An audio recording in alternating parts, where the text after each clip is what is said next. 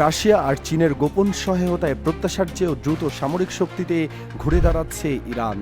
যুদ্ধবিরতির মাত্র কয়েক সপ্তাহের মধ্যে আবারও ড্রোন উৎপাদন শুরু করেছে তেহরান। মধ্যপ্রাচ্যে যুদ্ধের আগুন আপাতত কিছুটা ঠান্ডা হয়ে এসেছে বলে মনে হলেও এই প্রতীক্ষিত নীরবতার আড়ালেই যেন আরও বড়, আরও ভয়াবহ এবং আরও ধ্বংসাত্মক শক্তি নিয়ে ফিরে আসছে ইরান। সাম্প্রতিক সময়ে প্রকাশিত মার্কিন গোয়েন্দা মূল্যায়ন বলছে, ধারণার চেয়েও অনেক বেশি দ্রুত গতিতে নিজেদের সামরিক সক্ষমতা পুনর্গঠন করছে তেহরান। এমন একটি চিত্র যখন সামনে আসে, তখন পুরো বিশ্ব ব্যবস্থা এক ধরনের শীতল আতঙ্ক বয়ে বেড়ায়। মার্কিন সংবাদ মাধ্যম CNN বিস্তারিতভাবে জানিয়েছে, গত এপ্রিলের শুরুতে শুরু হওয়া 6 সপ্তাহের যুদ্ধবিরতির সুযোগ কাজে লাগিয়ে ইতিমধ্যেই ড্রোন উৎপাদন পুনরায় শুরু করেছে ইরান। শুধু তাই নয়, ধ্বংস হয়ে যাওয়া ক্ষেপণাস্ত্র ঘাঁটি, লঞ্চার এবং অস্ত্র উৎপাদনের অত্যন্ত গুরুত্বপূর্ণ অবকাঠামো দ্রুত পুনর্নির্মাণ করেছে দেশটি। এই যে অবিশ্বাস্য গতিতে পুনর্গঠনের কাজ চলছে, তা আধুনিক যুদ্ধবিদ্যার ইতিহাসেও বিরল এবং উদ্বেগজনক বলে অভিহিত করা যায়। সংঘাতের সময় মার্কিন গোয়েন্দা সূত্রগুলো দাবি করেছিল যে ইরানের সামরিক শিল্প খাত যে মাত্রায় ক্ষতিগ্রস্ত হয়েছে, তা পুনর্গঠন করতে দশকের পর দশক সময় লাগবে। ওয়াশিংটন এবং তেল আবিব দাবি করেছিল তাদের হামলায় ইরানের প্রতিরক্ষার সক্ষমতা প্রায় গুড়িয়ে গেছে, কিন্তু এখন সেই দাবি সরাসরি প্রশ্নের মুখে পড়েছে। বাস্তবে ক্ষয়ক্ষতি তাদের দাবির চেয়ে অনেক কম হয়েছে বলে প্রমাণ পাওয়া যাচ্ছে। ফলে পুনর্গঠন প্রক্রিয়া প্রত্যাশার চেয়ে অনেক বেশি দ্রুত এগিয়ে চলেছে।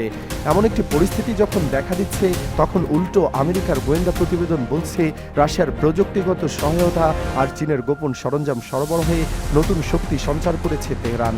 রাশিয়া এবং চীনের এই গোপন সহায়তা কতটা গভীর এবং কতটা ব্যাপক তা ক্রমশই স্পষ্ট হচ্ছে ইরানের অবকাঠামোগুলোর দ্রুত পুনরুজ্জীবনের মাধ্যমে।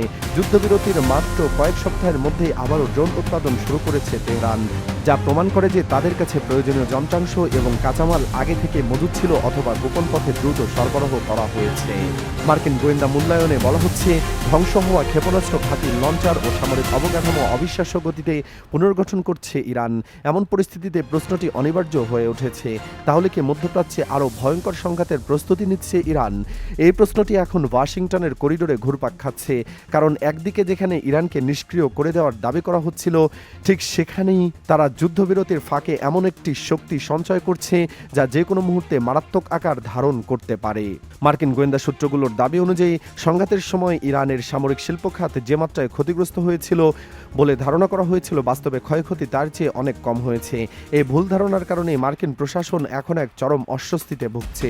এদিকে ইরানের এই সামরিক সক্ষমতা নিয়ে মার্কিন প্রশাসনের ভেতরেই দেখা দিয়েছে তীব্র মতবিরোধ।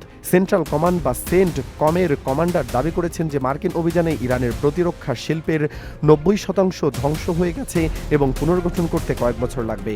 সামরিক বাহিনীর এই শীর্ষ পর্যায়ের কর্মকর্তা এই দাবি ছিল ওয়াশিংটনের জন্য বেশ আত্মবিশ্বাসী, কিন্তু মার্কিন গোয়েন্দা মূল্যায়ন বলছে সম্পূর্ণ ভিন্ন কথা।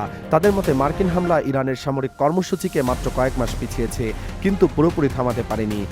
এই দুই পক্ষের মধ্যকার এই বিস্তর মতপার্থক্য নিজেই ইঙ্গিত দেয় যে ইরানের অভ্যন্তরীণ শক্তি এবং তাদের মিত্রদের সহায়তা সম্পর্কে ওয়াশিংটনের নিজস্ব গোয়েন্দা সংস্থাগুলো একমত নয়। সেন্টকমের 90% ধ্বংসের দাবিকে গোয়েন্দা সংস্থাগুলো কোনোভাবেই মেনে নিচ্ছে না, যা প্রশাসনের জন্য এক নতুন মাথা ব্যথা তৈরি করেছে।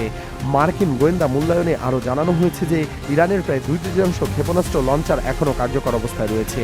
সংঘাতের সময় যেসব লঞ্চার মাটির নিচে বা গোপন বাংকারে লুকিয়ে রাখা হয়েছিল, যুদ্ধবিরতির পর সেগুলো পুনরুদ্ধার করে আবার সক্রিয় করেছে ইরানি বাহিনী। একই সঙ্গে দেশটির অর্ধেকের বেশি ড্রোন সক্ষমতা এখনও সচল রয়েছে বলে ধারণা করা হচ্ছে। এই পরিস্থিতিকে আরও গুরুত্বপূর্ণ করে তুলেছে রাশিয়া ও চীনের ভূমিকা। আন্তর্জাতিক বিশ্লেষকদের মতে পশ্চিমা নিষেধাজ্ঞার মুখে দাঁড়িয়ে থাকা ইরান এত দ্রুত সামরিক সক্ষমতা অর্জন করতে পারত না, বরং এর পেছনে রয়েছে প্রযুক্তিগত সহযোগিতা, সরঞ্জাম সরবরাহ এবং বিকল্প অর্থনৈতিক নেটওয়ার্কের সমন্বিত সমর্থন। মার্কিন গোয়েন্দা সূত্রের দাবি, রাশিয়া ইরানকে উন্নত সামরিক প্রযুক্তি এবং ড্রোন যুদ্ধ সংক্রান্ত অভিজ্ঞতা সরবরাহ করছে। অন্যদিকে চীন গোপনে বিভিন্ন সরঞ্জাম ও উপাদান সরবরাহের মাধ্যমে ইরানের প্রতিরক্ষা শিল্পকে টিকিয়ে রাখতে সহায়তা করছে। বিশ্লেষকদের মতে ইউক্রেন যুদ্ধের পর রাশিয়া এবং ইরানের সামরিক সম্পর্ক আরও গভীর হয়েছে। যুদ্ধক্ষেত্রে ড্রোন ব্যবহারের অভিজ্ঞতা দুই দেশের মধ্যে প্রযুক্তিগত বিনিময় বাড়িয়েছে।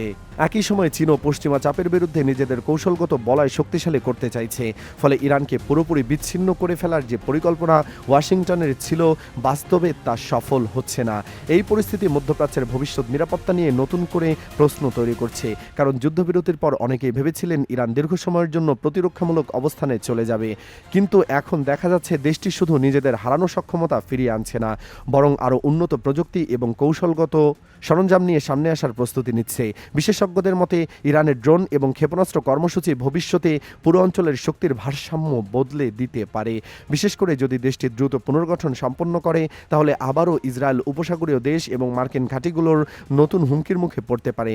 এ কারণেই ওয়াশিংটন এখন পরিস্থিতিকে অত্যন্ত সতর্কতার সঙ্গে পর্যবেক্ষণ করছে। একই সঙ্গে মধ্যপ্রাচ্যের নতুন অস্ত্র প্রতিযোগিতার আশঙ্কাও বাড়ছে বলে বিভিন্ন আন্তর্জাতিক বিশ্লেষণে উল্লেখ করা হয়েছে, কারণ ইরান যদি দ্রুত তাদের সামরিক সক্ষমতা, ক্ষেপণাস্ত্র কর্মসূচি এবং আঞ্চলিক প্রভাব পুনর্গঠনে সফল হয়, তাহলে সৌদি আরবিয়া, ইউনাইটেড আরব আমিরাটস এবং ইসরায়েল নিজেদের প্রতিরক্ষা ব্যবস্থাকে আরও আধুনিক ও শক্তিশালী করার চেষ্টা করতে পারে।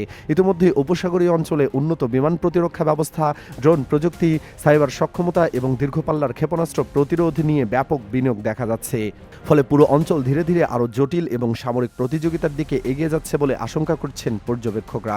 বিশ্লেষকদের মতে বর্তমান বাস্তবতায় মধ্যপ্রাচ্যের সংঘাত কেবল প্রচলিত যুদ্ধের মধ্যে সীমাবদ্ধ নেই। এখন এর সঙ্গে যুক্ত হয়েছে ড্রোন যুদ্ধ, সাইবার হামলা, ইলেকট্রনিক ওয়ারফেয়ার, গোয়েন্দা অভিযান এবং প্রক্সি গোষ্ঠীগুলোর সক্রিয়তার ফলে কোনো দেশ প্রকাশ্য যুদ্ধ না করেও আঞ্চলিক প্রভাব বিস্তার করতে পারছে। আর এই কারণেই সামরিক পুনর্গঠন বা প্রতিরক্ষা জোরদার, এই দুই বিষয়ের মধ্যকার পার্থক্য অনেক সময় আন্তর্জাতিক অঙ্গনে অস্পষ্ট হয়ে পড়ে। সবচেয়ে বড় প্রশ্ন এখন একটাই, এই নীরব সামরিক প্রস্তুতি কি শুধুই আত্মরক্ষামূলক অবস্থান, নাকি ভবিষ্যতের বড় কোনো কৌশলগত সংঘাতের প্রস্তুতি? ইতিহাস দেখিয়েছে অনেক সময় দীর্ঘ কূটনৈতিক নীরবতা বা সীমিত উত্তেজনার পেছনেই বড় সংঘাতের ভিত্তি তৈরি হয়। তবে একই সঙ্গে এটাও সত্য যে অনেক সামরিক প্রস্তুতি মূলত প্রতিরোধ গড়ে তোলার কৌশল হিসাবেও ব্যবহৃত হয়ে থাকে, যাতে প্রতিপক্ষ সরাসরি সংঘাতে যেতে নিরুৎসাহিত হয়। এখন আন্তর্জাতিক পর্যবেক্ষকদের নজর বিশেষভাবে তেহরান, মস্কো এবং বেইজিংয়ের দিকে, কারণ এই তিনটি রাজধানীর কূটনৈতিক এবং কৌশলগত অবস্থান মধ্যপ্রাচ্যের ভবিষ্যৎ ভারসাম্যে বড় প্রভাব ফেলতে পারে। রাশিয়া এবং চীনের সঙ্গে ইরানের ঘনিষ্ঠ অর্থনৈতিক ও সামরিক সম্পর্ক নিয়ে পশ্চিমা বিশ্বে দীর্ঘদিন ধরে আলোচনা চলছে। বিশেষ করে জ্বালানি বাণিজ্য, প্রতিরক্ষা সহযোগিতা এবং আন্তর্জাতিক নিষেধাজ্ঞা মোকাবেলার প্রশ্নে এই সম্পর্কগুলো আরও গুরুত্বপূর্ণ হয়ে উঠেছে। তবে বিশেষজ্ঞরা একই সঙ্গে সতর্ক করেছেন যে সামাজিক যোগাযোগ মাধ্যমে প্রচারিত অনেক আসন্ন যুদ্ধ বা গোপন সামরিক পরিকল্পনা সম্পর্কিত দাবি প্রায় অতিরঞ্জিত বা অসম্পূর্ণ তথ্যের উপর ভিত্তি করে ছড়িয়ে পড়ে। বাস্তবে পূর্ণাঙ্গ যুদ্ধের সিদ্ধান্ত অত্যন্ত জটিল, অর্থনৈতিক, সামরিক এবং রাজনৈতিক হিসাব নিকাশের সঙ্গে জড়িত, কারণ মধ্যপ্রাচ্যে নতুন করে বড় যুদ্ধ শুরু হলে শুধু আঞ্চলিক নয়, বৈশ্বিক জ্বালানি বাজার, আন্তর্জাতিক বাণিজ্য এবং বিশ্ব অর্থনীতিতেও বড় ধরনের অস্থিরতা তৈরি হতে পারে। সব মিলিয়ে পরিস্থিতি এখন অত্যন্ত সংবেদনশীল এক পর্যায়ে রয়েছে। সামরিক প্রস্তুতি, কূটনৈতিক বার্তা এবং আঞ্চলিক জোট সবকিছু মিলিয়ে মধ্যপ্রাচ্য এমন এক সময় পার করছে যেখানে প্রতিটি পদক্ষেপ ভবিষ্যতের ভূরাজনৈতিক ভারসাম্যকে নতুনভাবে প্রভাবিত করতে পারে।